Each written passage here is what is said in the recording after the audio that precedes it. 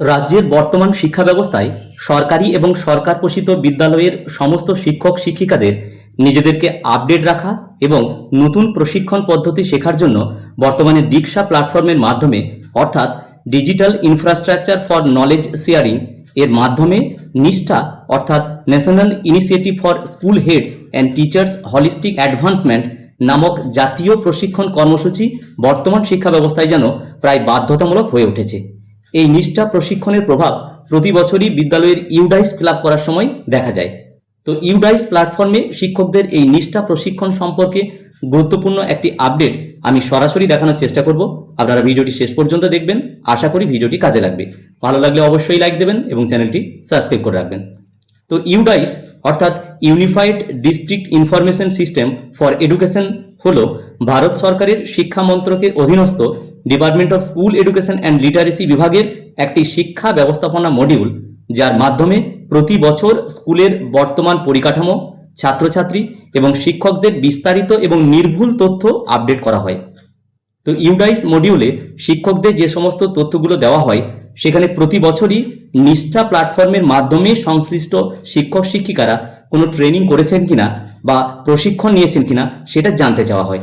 তো চলুন সরাসরি ইউডাইস মডিউলের টিচার্স পেজে আমরা চলে যাচ্ছি। তো এখানে আমরা দেখছি টিচার্স 1 অর্থাৎ ইউডাইস ফিল আপ করার পর যে পিডিএফ জেনারেট হয়ে আছে, যে কোনো একজন টিচারের ক্ষেত্রে পার্ট এ, পার্ট বি এবং পার্ট সি থাকে, সেটা আমি সরাসরি দেখানোর চেষ্টা করছি এই পিডিএফ থেকে। তো পার্ট এ তে থাকে জেনারেল প্রোফাইল অর্থাৎ টিচারের জেনারেল ইনফরমেশনগুলো থাকে। পার্ট বি তে অ্যাপয়েন্টমেন্ট অ্যান্ড টিচিং প্রোফাইল অর্থাৎ অ্যাপয়েন্টমেন্ট সংক্রান্ত এবং তার টিচিং প্রোফাইল সংক্রান্ত যেগুলো থাকে সেটা পার্ট বি তে, এবং পার্ট সি তে থাকে ট্রেনিং প্রোফাইল। তো দেখুন পার্ট সি তে কিন্তু একটা অংশ রয়েছে, এখানে বলা হচ্ছে পার্ট সি তে ট্রেন ফর টিচিং সিডাব্লিউএসএন অর্থাৎ সিডাব্লিউএসএন স্টুডেন্টদের জন্য কি ট্রেন অর্থাৎ প্রশিক্ষণ নিয়েছেন, এখানে করা আছে ইয়েস।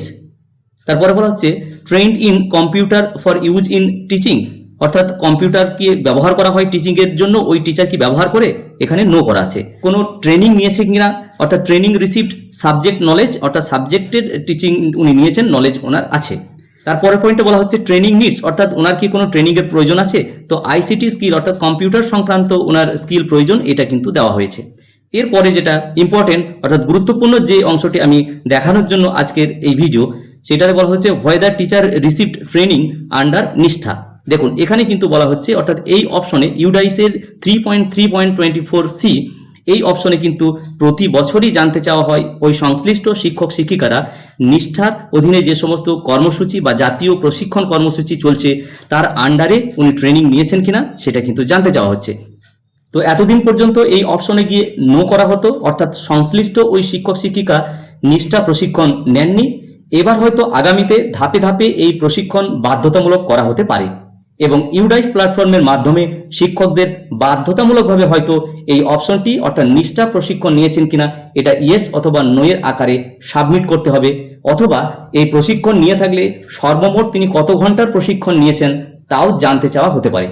সুতরাং বর্তমান শিক্ষা ব্যবস্থায় প্রত্যেক শিক্ষক শিক্ষিকাদের এই প্রশিক্ষণ নেওয়া আগামীতে বাধ্যতামূলক হলেও হতে পারে। ভিডিওটি প্রত্যেককে দেখার জন্য ধন্যবাদ। প্রত্যেকে ভালো থাকুন, সুস্থ থাকুন।